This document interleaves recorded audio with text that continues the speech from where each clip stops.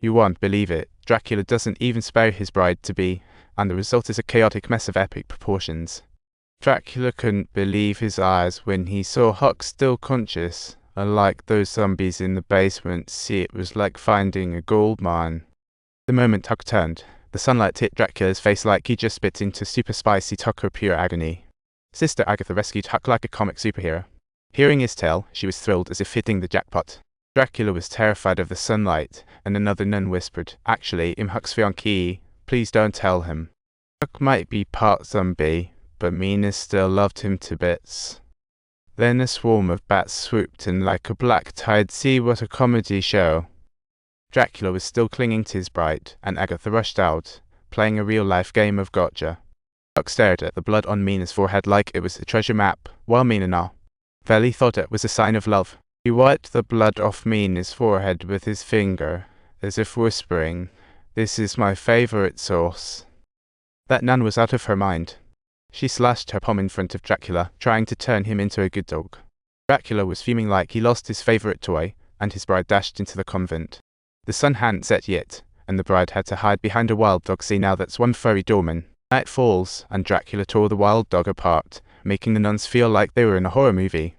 The nuns brandished their weapons, while Dracula was outside agitated like a pinched balloon, and the sisters couldn't even look him in the eye. Agatha stepped up, boldly opening the iron door, yelling for Dracula to scram. See, it was like leveling up in a video game. Dracula was furious like a volcano ready to erupt, but found he couldn't enter. What a ridiculous rule. Dracula was stunned by Agatha's crazy tactics. This was way better than all his plans. She promised the nuns that whoever invited her in would not only live but also join the Eternal Life Club. Of course, the rest would become human salad. Agatha smiled cunningly at the thought. Dracula tantalized the nuns, who's the easiest to tempt.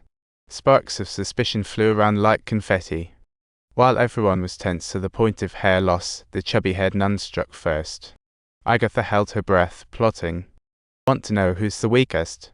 She slashed her wrist with a knife, feeling as fierce as a sorceress. The invincible Dracula suddenly became a confused fool, while Agatha was like a mischievous little cat.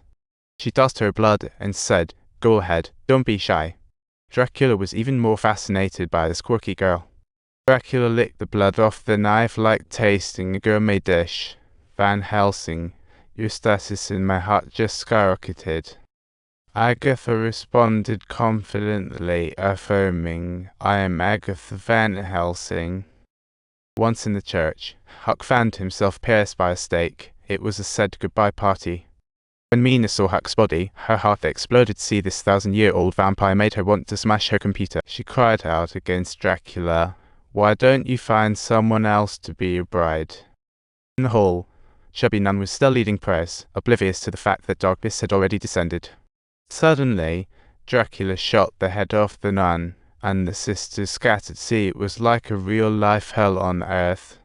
Dracula tossed the nun's head like a bouquet. Hitting someone was a real death flower. While Dracula slaughtered the nuns, Agatha hid with Mina in the basement, nervously calculating scores in the game. They surrounded themselves with bread to form a barrier, but couldn't figure out who invited Dracula. See, it was giving them a headache. Just then, a figure quietly walked in. See, to everyone's surprise, it was Huck. His face was written all over with guilt, exactly like a wayward little kid who has seen the light. Huck invited Dracula in, only to be stopped at the barrier. See, it was like a plot twist in a comedy movie. Mina looked at him in bewildered joy, suddenly realizing Huck had 2 heartbeats inside him. Huck ripped off his face to reveal Dracula's handsome visage, leaving her speechless like she just found a surprise gift. Agatha was unafraid, offering to exchange herself for Mina. See, a true exchange student moment. Dracula calculated, "I could eat 2 people at once." See, talk about a hearty appetite. A royal lady aged like fine wine, Dracula's cherished collection, making mouths water like it's the best vintage ever. 50 years later, Dracula met the princess on the ship, like an old friend reuniting after a long time. Lately, she's been dining on Brits, her German getting rusty, so she rushed up deck to snack on some authentic Compel. When Dracula returned to the dining room, her fluent German shocked the princess. See, a linguistic genius on the loose. What you eat helps you grow. This nun turned out to be Agatha, Dracula's nemesis. See, talk about Destiny's prank. Dracula played chess with her, hearing about the ship's adventures. See, it was a battle of wits. The princess asked Dracula, Guess what special gift I got for my coming of age? Not the crown, but a pineapple. Dracula instantly replied pineapple, leaving the princess shocked beyond words. See a total comedy. After 50 years, Dracula finally tasted the home brew and gulped it down. She exhaled a thick mist, enveloping the whole ship, truly creating a vibe of mystical atmosphere.